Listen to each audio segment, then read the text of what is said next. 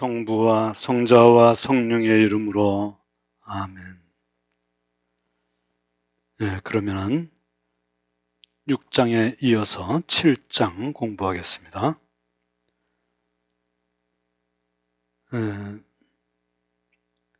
7장에 대해서는 그 학자들의 얘기로는 6장 15절에서 7장 55절로 사실은 연결이 되는데 그 자료, 고유 자료, 그 원래 자료는 근데 루카 복음사가가 이 사도행전을 쓰면서 루카의 고유 재료로다가 그 자료로다가 스테파노의 최고위에서의 설교를 거기다 삽입해서 7장 그 부분이 들어갔다 이렇게 얘기를 하기도 합니다.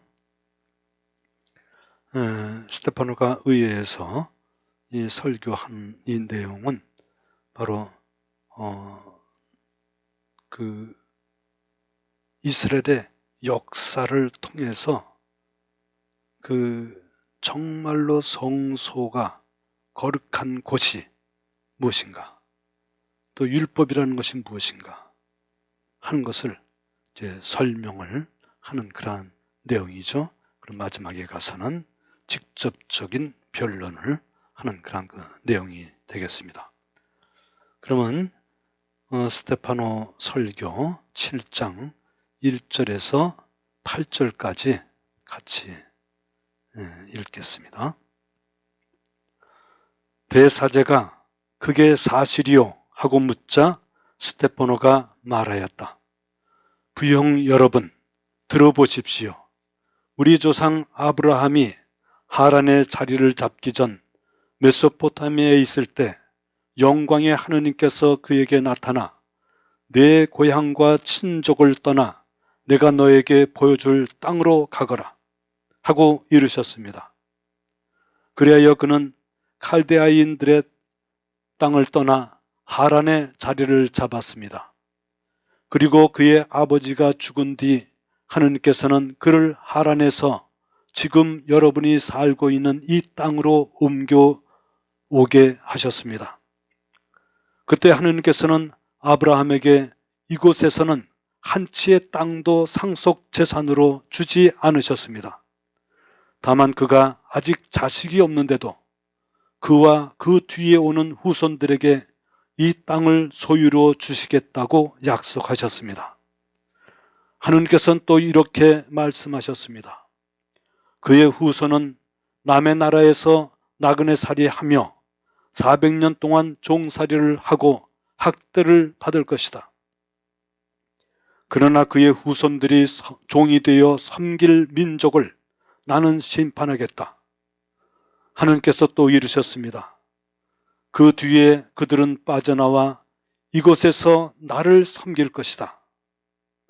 그리고 하느님께서는 아브라함과 할례의 계약을 맺어주셨습니다. 그래서 아브라함은 이삭을 낳고 8일째 되는 날에 할례를 베풀었으며 이삭은 야곱에게 또 야곱은 12 선조에게 할례를 베풀었습니다. 8절까지. 그런데 이 스테파노 설교를 대충적으로 이렇게 보면은 그 이스라엘 역사에서 주로 아브라함의 역사 첫째, 그다음에 두 번째 야곱의 아들 요셉의 역사, 세 번째로는 모세의 역사. 모세의 역사가 가장 깁니다. 모세에 대해서는 좀 더 자세하게 그 역사에 나와 있죠. 즉 모세는 하느님을 대하고 또 하느님의 율법을 받아 전하는 그러한 역할을 했던 그 모세죠.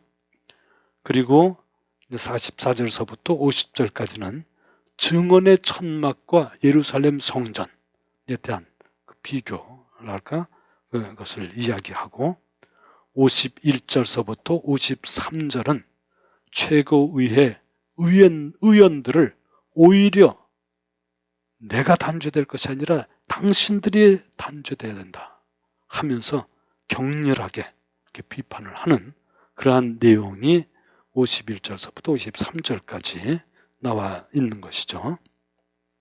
그래서 그 첫째 부분인 아브라함의 그 역사서부터 이렇게 나오는데, 이 7절은 길기도 길고 또 구약 성서를 다 본 사람들은 다 아는 내용이기도 하겠습니다. 조금 좀 이렇게 진도를 빨리 해서 나가도록 이렇게 해보겠습니다. 전체적으로 먼저 시간에도 이 거룩한 곳, 바로 성소, 바로 성전을 얘기하는 것이죠. 그리고 율법에 대해서 거슬러 말하고 있는 것을 들었다 그러니까 거기에 대한 이제 그 변론을 얘기하는 것이죠. 부형 여러분 들어보십시오. 그런데 스테파노가 처음에는 굉장히 점잖게 이렇게 얘기를 합니다. 부형은 바로 아버지 또 형제, 아버지이며 형제 여러분 들어보십시오 하면서 이야기를 시작합니다. 우리 조상 아브라함, 이스라엘의 역사는 아브라함서부터 시작을 합니다. 그래서 아브라함이 그 믿음의 아버지로서 하느님을 처음 만나서 하느님의 뜻에 따라서 이렇게 옮겨서 이스라엘의 역사가 시작된 그러한 선조를 이렇게 생각하는 거죠. 그래서 아브라함이 하란에 자리 잡기 전에 그 메소포타미아에 그 지금 이라크 메소포타미아 지방이 있죠. 거기에 벌써 있을 때에 영광의 하느님께서 그에게 나타났다. 하느님께서 아브라함에게 나타났다 하는 거죠. 하느님께서 나타난 그곳이 성소지, 말하자면. 하느님과 만나는 그 장소가 바로 성소인데, 장소보다도 메소포타미아, 바로 아브라함에게 나타났다. 그때는 거기는 성전이 없었을 때야, 말하자면. 성전 그것도 한참 후에나 있게 되는 것이죠. 그러나 하느님께서는 그에게 나타나서 함께 하셨다는 거죠. 아브라함이 성소, 거룩한 곳, 하느님이 계신 그곳에 함께 있었다 하는 그런 의미입니다. 영광의 하느님께서 그에게 나타나서 내 고향과 친족을 떠나 내가 너에게 보여줄 땅으로 가거라 하고 이르셨습니다. 이게 바로 모세 율법이 있기 전에 벌써 하느님께서 그에게 그 명령을 하시는 거예요. 어떤 그 가르침을 주시고 할 것을 주시는 그런 거죠. 고향을 떠난, 자기가 살던 고향, 그리고 친족을 떠나서 내가 너에게 보여줄 축복의 땅이죠. 그 땅으로 가거라. 내가 너에게 줄 그런 땅, 그 땅으로 가거라. 그래서 그리하여 그는 칼데아인들의 땅을 떠나서 거기 자기 친족과 고향 다 떠나서 하란의 자리를 잡았습니다. 그래서 하란은 지금 터키 약간 동쪽이면서 그 남쪽 부분 동남쪽이라고 얘기할 수 있는 그 하란에 자리를 잡았죠. 나중에 그 지도를 보시고 하란이 어딘가 한번 이렇게 찾아보세요. 그리고 그의 아버지가 죽은 뒤 하느님께서는 그를 하란에서 지금 여러분이 살고 있는 땅으로 옮겨오게 하셨습니다. 팔레스타인 그쪽으로 옮겨오게 하셨다 하는 것이죠. 그때 하느님께서는 아브라함에게 이곳에서는 한 치의 땅도 상속재산으로 주지 않으셨습니다. 거기에 하느님께서 땅을 주시면서 너 여기서 살아라 이렇게 하시지도 않았었어요.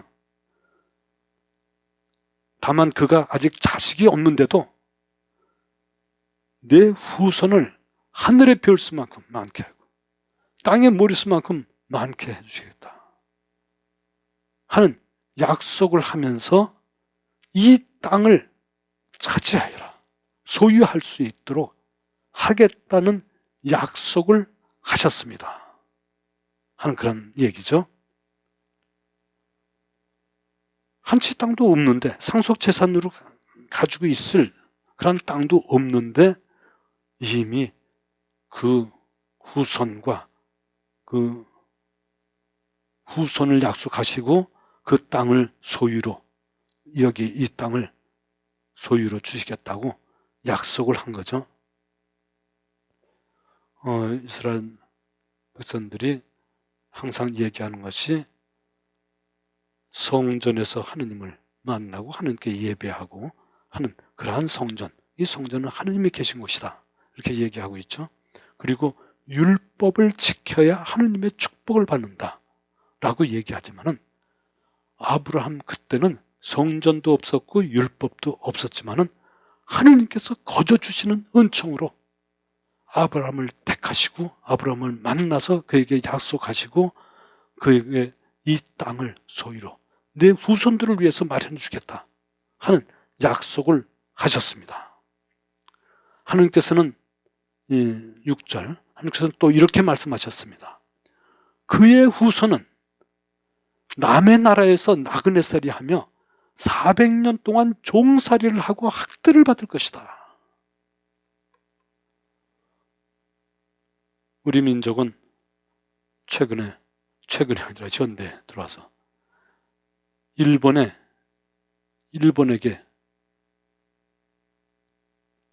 식민지 당해가지고 35년 동안 그냥 억압받고 고통받고 정말 천대를 받고 하면서 살아왔었죠. 마지막엔 우리가 말하는 이 언어 이런 것까지도 다 없애려고 하는 그러한 이 일본 사람들, 그 35년도 정말 이대 뭐 이렇게 걸러가면서 고생을 많이 했는데, 몇 년 동안요? 에집트 땅에서 400년 동안 처음에는 가족의 대우를 받으면서 이러다가 이제 왕이 바뀌고 뭐 이러면서 이스라엘 사람들이 그냥 그 기름진 땅에서 자식을 많이 낳으니까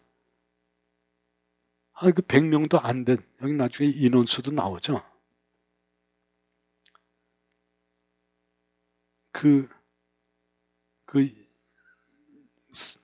사람들이 400년 지나니까 한 민족으로서, 굉장히 거대한 민족으로서 거기서 성장을 하게 되는 것이죠. 그 남의 나라에서, 에집트에서 나그네살이 하면서 400년 동안 종살이를 하고 학대를 받을 것이다. 그러나 그의 후손들이 종이 되어 섬길 그 민족을 나는 심판하겠다 라고 말씀하신 그런 그 약속의 말씀이죠. 그리고 하느님께서 또 이르셨습니다. 그 뒤에 그들은 빠져나와서 출애굽해서 이곳에서 나를 섬길 것이다. 창세기 15장 13절부터 14절, 그 성경 구절 밑에 이거 탈출기의 3장 12절에 또 나와 있는 그런 그 말씀이죠. 잠깐 찾아보면 창세기 15장 13절에서도 14절, 네. 13절, 그때 주님께서 아브라함에게 말씀하셨다. 너는 잘 알아두어라. 너의 후손은 남의 나라에서 나그네살이 하며 400년 동안 그들의 종살이를 하고 학대를 받을 것이다. 그러나 내 후손이 종이 되어 섬길 민족을 나는 심판하겠다. 그런 다음 내 후손은 많은 재물을 가지고 나올 것이다. 너는 평화로이 내 조상들에게로 갈 것이다. 너는 장수를 누리고 무덤에 묻힐 것이다. 그리고 그들은 4대째가 되어서야 여기로 돌아올 것이다. 아모리족의 죄악이 아직 다 사지 않았기 때문에 하면서 그 창세기에 나와 있는 그러한 하느님의 약속, 그 약속이 이제 아브라함과 맺은 계약의 그 말씀이라고 볼 수 있는 거죠.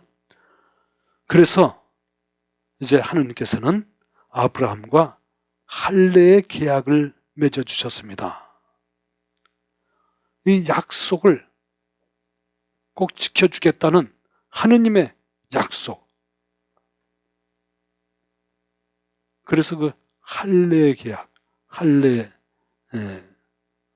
그 약속에서 그 아브라함의 후손들은 다 할례를 받고 태어날 8일 만에 할례를 하게 돼 있죠. 그래서 아브라함은 이삭을 낳고 8일째 되는 날에 할례를 베풀었으며 이삭은 야곱에게 또 야곱은 12선조에게 할례를 베풀었습니다. 할례를 베풀다 하는 것은 바로 그 하느님의 약속이 언젠가는 꼭 이루어지리라. 400년 동안 그러한 종살이, 400년은 짧은 그러한 해가 아니죠. 그것을 하느님께서 이런 약속을 해주셔서 그 구원자이신 메시아를 보내겠다. 마침내 모세가 그 구원자가 되는 그러한 것이죠.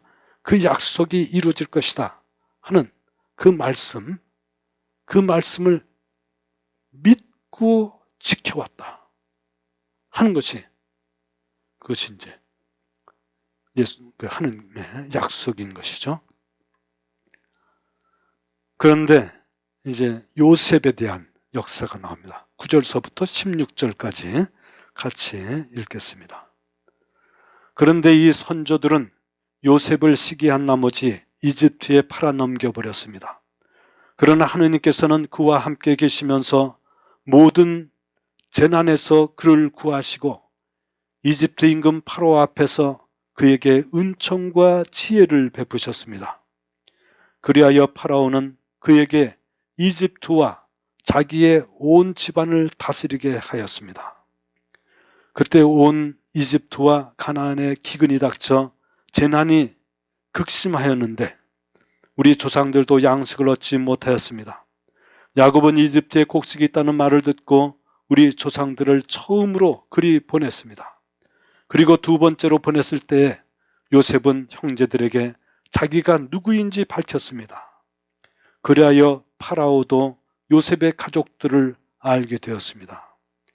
요셉은 사람을 보내어 아버지 야곱과 75명이나 되는 자기 친족을 모두 불러오게 하였습니다. 그래서 야곱이 이집트로 내려갔습니다. 그곳에서 야곱도 죽고 우리 조상들도 죽었습니다. 그들의 유해는 스켐으로 옮겨져 아브라함이 스켐에 있는 하모리의 아들들에게 은전을 주고 사둔 묘지에 안장되었습니다. 요셉의 이야기죠. 요셉의 이야기 참 재미있는 그 이야기. 그 12지파가 이제 야곱의 그 아들들이 바로 이스라엘 12지파가 생겨난 그런 것이죠. 요셉이 그 아버지의 사랑을 특별히 받고 있기 때문에 요셉을 시기해서 저자를 죽이자 하고 형제들이 하다가 죽지 않고 유다가 그래서 살려주자 해가지고 그 우물에서 꺼내가지고 이집트 상인들에게 팔았죠. 그래서 이집트에 팔려간 그런 모습, 바로 구원자신 그 예수 그리스도의 그 모델을 보는 것 같으죠. 그 형제들이 버린 돌이랄까, 그 돌이 하느님께는 그 모퉁이의 돌, 이스라엘 민족을 위해서, 구원을 위해서 정말 귀중한 돌이 된 그러한 돌, 요셉이 이집트에 팔아넘겨졌지만은 그러나 그러한 섭리에 의해서, 하느님의 섭리에 의해서 죽은 것이 아니라 오히려 살리고 살아나고, 오히려 그 감옥에 갇혀 있었을 때 그 시종, 그 왕의, 파라오 왕의 시종을, 꿈을 해석해 줌으로써 했던 그런 일들을 이제 파라오와 이제 연결이 돼서 파라오의 그런 꿈을 잘 해석하는 바람에 이제 파라오가 크게 등용을 해서 마침내 이집트와 또 파라오 자신의 온 집안을 다스리는 그러한 재상이 이제 되죠. 그래서 마침내 이제 야곱의 그러한 가족들이 다 만나서 에집트로 가게 되죠. 그 에집트에 가서 거기에서 죽고 이제 그 후손들이 계속해서 에집트에서 살면서 커다란 민족이 되게 된 그러한 것을 이야기하고 있습니다. 이제 중요한 그러한 이야기가 이제 나오죠. 모세의 얘기입니다. 모세의 얘기가 17절서부터 43절까지 나오는데 17절부터 43절, 17절서부터 22절까지 우선 보겠습니다. 하느님께서 아브라함에게 다짐하신 약속이 실현될 때가 다가오자 우리 백성은 이집트에서 늘어나고 불어났습니다. 그러다가 요셉을 알지 못하는 다른 임금이 이집트에 군림하게 되었습니다. 그 자는 우리 교례에게 간계를 부리고 우리 조상들을 학대하여 갓난 아기들을 버리게 하고 하나도 사람 남지 못하게 하였습니다. 그때 모세가 태어나는데 그는 하느님 보시기에 귀여운 아기였습니다. 그는 석 달 동안 아버지 집에서 자라다가 버려졌는데 파로의 딸이 데려다가 자기 아들로 키웠습니다. 그리하여 모세는 이집트인들의 모든 지혜를 배워 말과 행동에 힘이 있었습니다. 모세 얘기, 탈출기에 다 나오는 이야기 여러분들 잘 아시리라 믿습니다.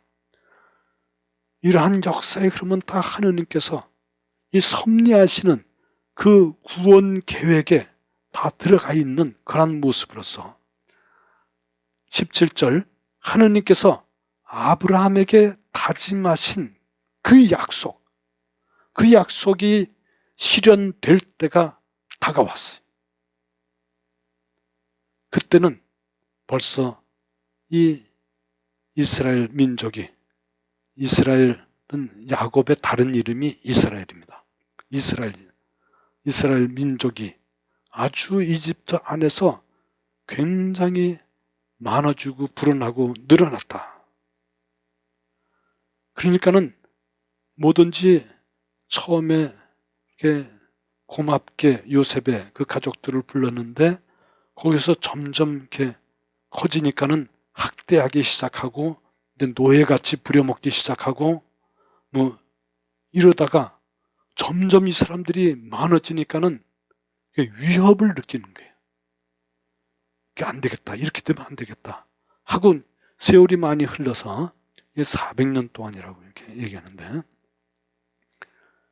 이제 그 요셉 그 전에 그 요셉을 알지 못하는 임금이 파라오 왕이 돼가지고 이집트에 군림하게 되자 그들은 이제 그 히브리인들, 그 이스라엘 백성들을 이렇게 위협을 받아서 학대하고 이 인구를 줄여야 되겠다. 인구를 좀 없어서 특별히 남자아이를, 갓난 아이들을 버리게 하고 특별히 남자아이를 없애고 여자는 그냥 결혼한다든지 뭐 이래서 종을 부려서 큰 위협이 되지 않으니까 남자아이는 다 없애버리려는 그런 그 생각을 갖고 죽이죠.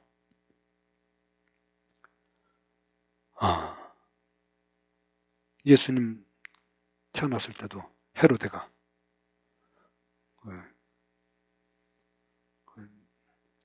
그 당시 그 나이 탄생한 그때 예루살렘 저희 베틀레헴에 있는 그런 모든 아이를 다 죽이는 그러한 것도 있습니다만 그러한 그 어떤 모델이 보이는 그런 장면이죠. 이때 모세가 태어났다는 거죠. 모세는 하느님 보시기에 귀여운 아기였습니다. fine child, good child, fine child. before God, 하느님 앞에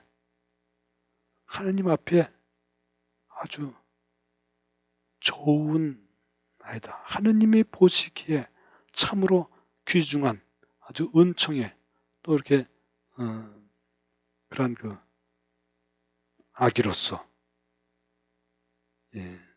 선택된 그러한 모습이죠.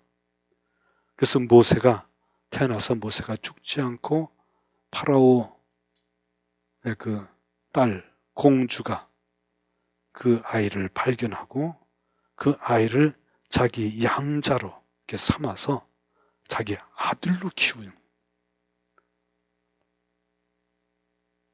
그래서 모세는 이집트인들의 그 지혜, 그것을 배우고 말과 행동에 있어서 아주 이 궁전에서 자랐기 때문에 그러한 그 모든 권위 있는 그러한 힘, 그러한 말, 그러한 어떤 이 삶의 이런 그 모습, 이것을 몸에 익히고 이렇게 자라게 성장하게 된 거죠. 그래서 이집트의 모든 지혜를 배우고 말과 행동에 있어서 힘이 있었다. 하는 내용이 되겠습니다. 다음 23절에서부터 29절까지 이제 40살이, 이 모세는 40, 40이죠. 그래서 40살까지는 궁전에서 파라오 왕의 아들로서 파라오 왕의 딸의 아들로서 아주 이 궁에서 아주 힘있게 아주 왕자로서 이렇게 성장을 하는 거죠. 40살까지. 40살이 되었을 때서부터 자기 아이덴티티를, 즉 나는 이스라엘의 아들이구나 하는 것을 깨닫게 되고 어떻게 처신할지를 이제 자각을 하게 되고 하는 그런 그 장면이 나오죠.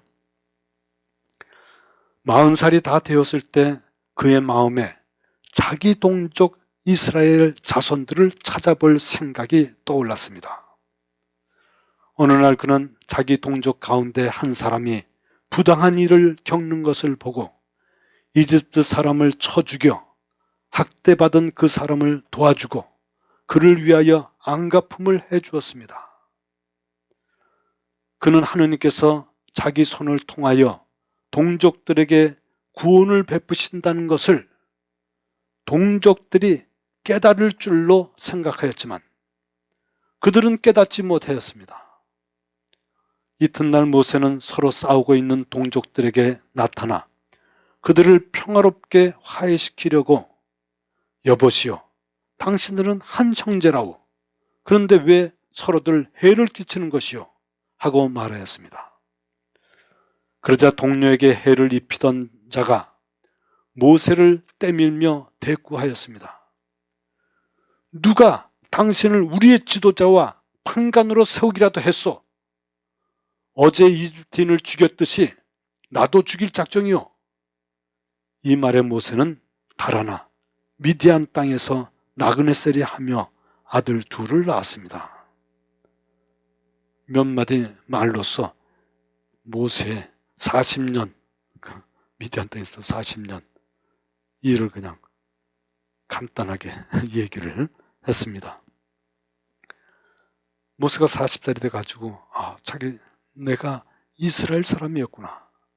그것을 깨닫고 자기 동족들을 어떻게 찾아보고 어떻게 해야 내가 이 동족들을 구원해 줄 수 있을까 하는 이런 생각을 가졌는데, 부당인 그런 곳에 이집트 사람을 쳐 죽여서 학대받는 사람을 도와주고 그에게 안갚음을 해 주었는데, 이것이 그는 하느님께서 자기 손을 통해서 동족들에게 구원을 베푸신다는 것을 내가 깨달은 것 같이 우리 동족들도 그것을 깨닫고 나를 그러한 사람으로서 생각을 해줄 줄 알았지만 그들은 그렇게 생각을 안 했던 거죠.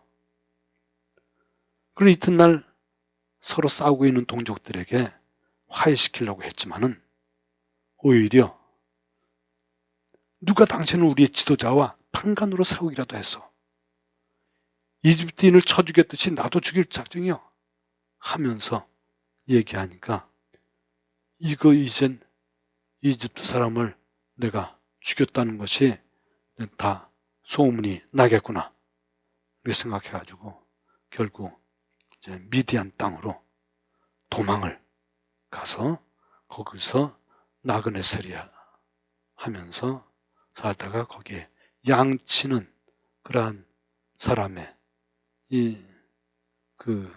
대릴사회랄까 이렇게 들어가서 결혼을 하고 거기서 아들 둘을 낳았다 하는 얘기. 그래서 40년의 역사를 이렇게 얘기를 하는데, 바로 하느님께서는 약속이 실현될 때가 되자 모세와 함께 있었다. 아브라함과 함께 있었던 하느님께서 이제 그 후손들 계속 야곱과 함께 해서 베텔에서 야곱이 꿈을 꾸기도 하고 그런 장소도 있고, 또 그 아들인 요셉과 함께 이집트 하느님께서 그 요셉과 함께 하셨다는 거예요. 그리고 거기서 400년 동안 지나면서도 하느님의 그런 약속은 계속 이루어지고, 그래서 모세를 통해서 모세가 이제 학대받고 있는 이스라엘 사람들, 에집트에서 고생하고 학대를 받고 있는 이스라엘의 민족을 구원하기 위해서 모세를 선택하시고 모세와 함께 해주시는 하느님. 그러나 모세는 이스라엘 자기 아이덴티티를 찾았지만은, 그러나 그 민족들이 자기를 따르지를 않아. 그래서 결국은 도망갈 수밖에 없었고 미디안 땅으로 가서 나그네 생활을 하면서 이제 40년 동안 말하자면 거기서 나그네 생활을 하면서 아들 둘을 낳았다는 것이죠.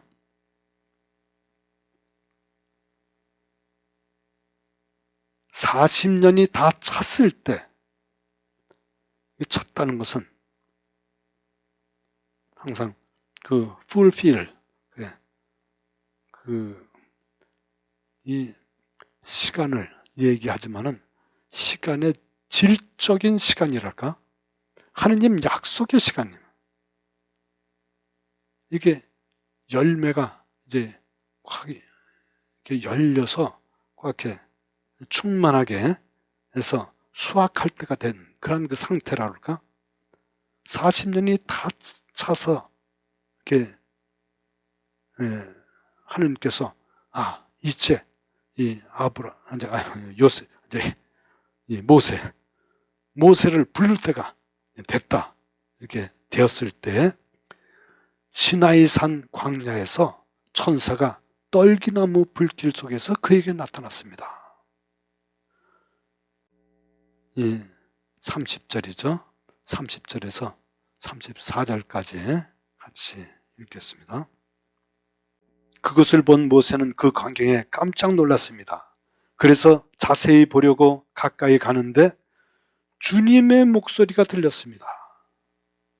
나는 내 조상들의 하느님, 곧 아브라함과 이삭과 야곱의 하느님이다. 모세는 몸이 떨려 자세히 볼 염두도 내지 못하였습니다. 그때 주님께서 모세에게 이르셨습니다.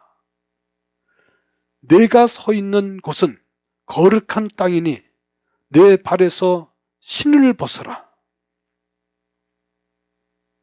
나는 이집트에 있는 내 백성의 고난을 똑똑히 보았고 그들의 신음소리도 들었다. 그래서 나는 그들을 구해내려고 내려왔다. 이제 가거라. 내가 너를 이집트로 보낸다.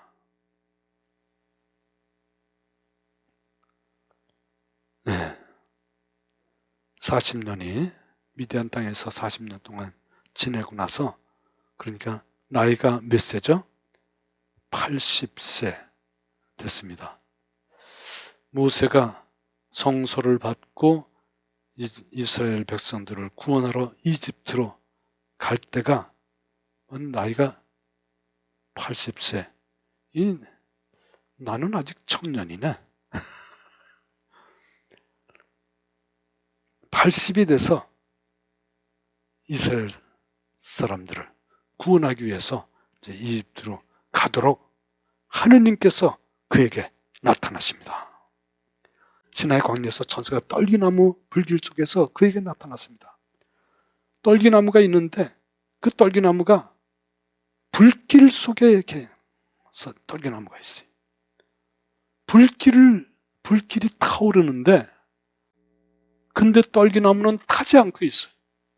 불길은 일어나는데 떨기나무는 타지 않고 있는 그 모습을 보고는 모세는 이 광경을 보고는 깜짝 놀라는 거죠.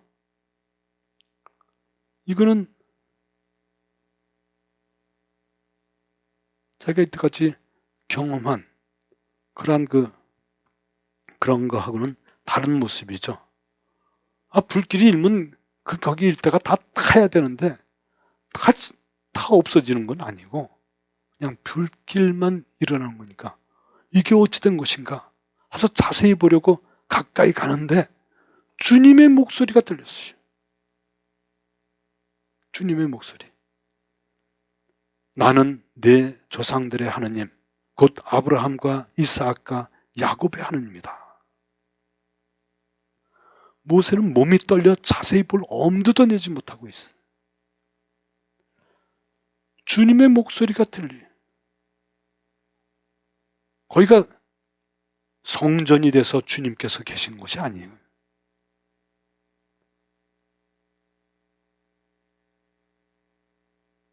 거기는 성전이 아닌데 주님께서 내 발에 신을 벗어라.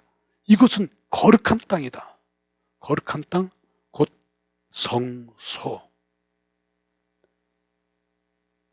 그들이 거룩한 이곳을, 성전을, 말하자면 거룩한 것을 또 율법을 거슬러 말한다 하고 고발을 했는데, 거룩한 것이 도대체 뭐냐?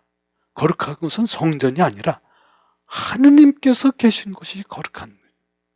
하느님께서 임하시는 곳, 하느님께서 함께 계셔서 말씀하시는 것, 그것이 바로 거룩한 것이다 하는 것이죠.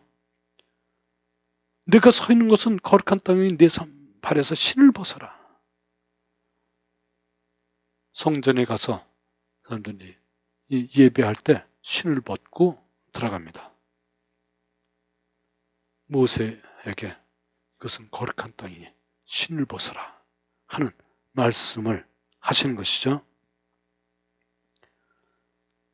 이 광경을 보고 여기에 광경이라고 그냥 번역이 돼 있지만 그건 광경이라도 어떤 그냥 이 그냥 경치를 이렇게 광경 보는 이런 것이 아니라 비전이라고 얘기하는 거죠. 비전. 어떤 환영이랄까? 환영. 이 어떤 경이로운 광경을 보고, 이것은 범상한 그러한 일이 아니에요. 범상한 일이 아닌 그러한 그 광경이죠. 인간 세계에 있는 보통 그러한 광경이 아니라 인간 세계에서 보지 못하는 그러한 환영이랄까, 그 비전을 보고는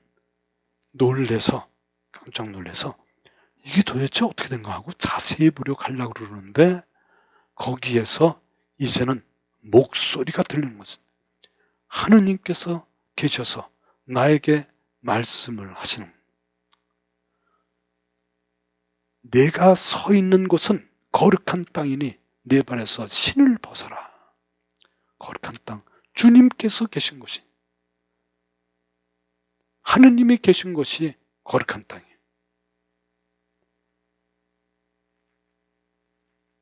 나는 이집트에 있는 내 백성의 고난을 똑똑히 보았고 그들의 신음소리도 들었다. 그래서 나는 그들을 구해내려고 내가 내려왔다.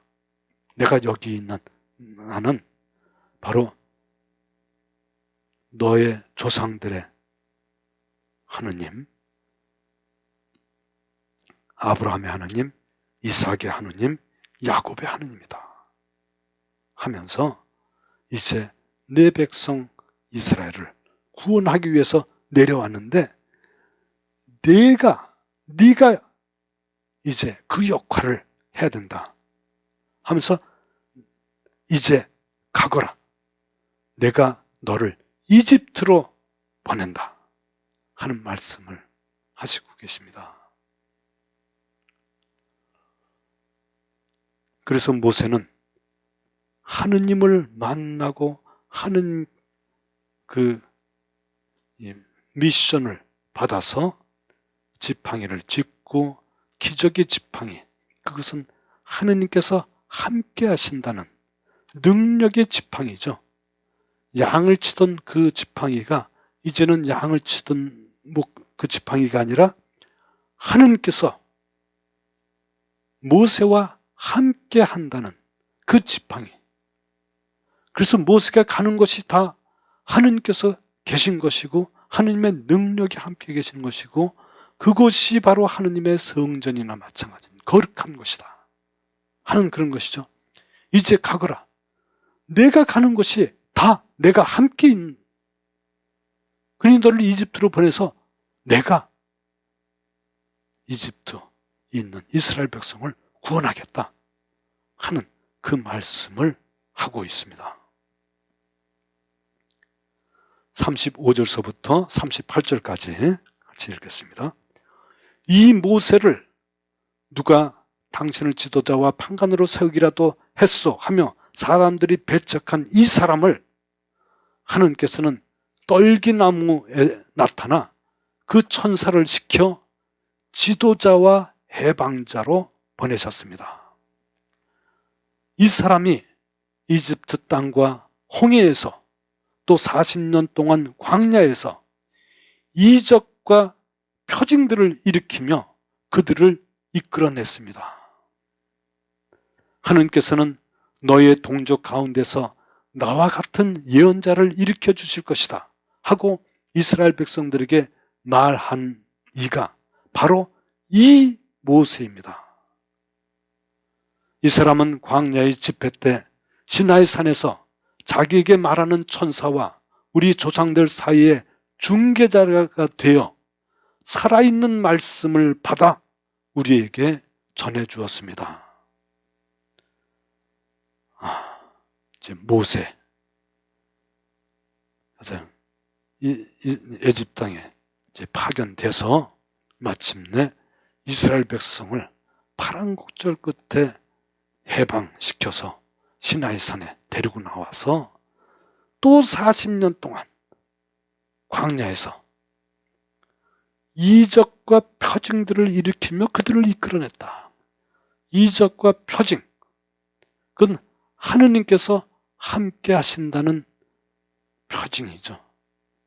지팡이로 홍해 바다를 치고 바위에 무리바에서 바위를 쳐서 물이 나오게 하기도 하고, 하느님께 말씀드려서 하느님의 말씀에 따라서 그것을 실행하고 옮김으로써 여러 가지 이적과 표징을 일으켜서 이스라엘 백성들을 에집트에서 끌고 나와서 인도에서 홍해바다를 건너고 광야에서 그들을 이끌어낸 그러한 모세죠.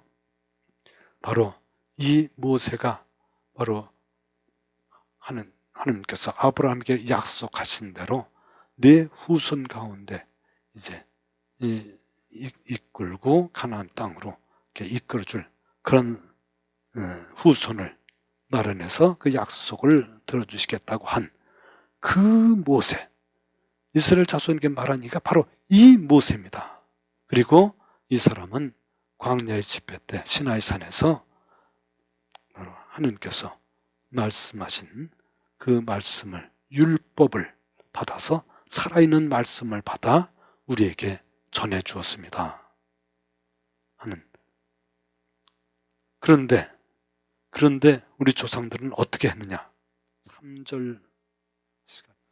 43절까지만 읽겠습니다. 그러나 우리 조상들은 그에게 순종하려고 하지 않았을 뿐만 아니라 그를 제쳐놓고 마음은 다시 이집트로 돌아가고 있었습니다. 그러면서 아론에게 말하였습니다. 앞장서서 우리를 이끄실 신들을 만들어 주십시오. 우리를 이집트 땅에서 데리고 나온 저 모세는 어떻게 되었는지 모르겠습니다. 그때 그들은 송아지를 만들어 그 우상에게 희생제물을 바치고 자기들의 손으로 만든 작품들을 놓고 즐거워하였습니다. 그리하여 하느님께서는 그들을 외면하시고 그들이 하늘의 군대를 섬기게 내버려 두셨습니다. 이는 예언자들의 책에 기록된 그대로입니다. 이스라엘 집안아, 너희가 광야에서 지낸 40년 동안 나에게 번제물과 희생제물을 바친 적이 있느냐? 너희는 오히려 몰록의 천막과 너희 레판신의 별을, 곧 너희가 경배하려고 스스로 만들어낸 상들을 떠매고 다녔다. 그러므로 내가 너희를 바빌론 넘으로 유배를 보내리라. 여기까지 읽는 것으로 우선 마치고 다음 시간에 39절서부터 조금 설명을 드리고 이어서 중요한 그 내용이 또 이제 나오죠. 증언의 천막. 우리 조상들은 광야에 있을 때 증언의 천막을 가지고 있었습니다 하는 증언의 천막, 타베르나클룸, 테스티모니.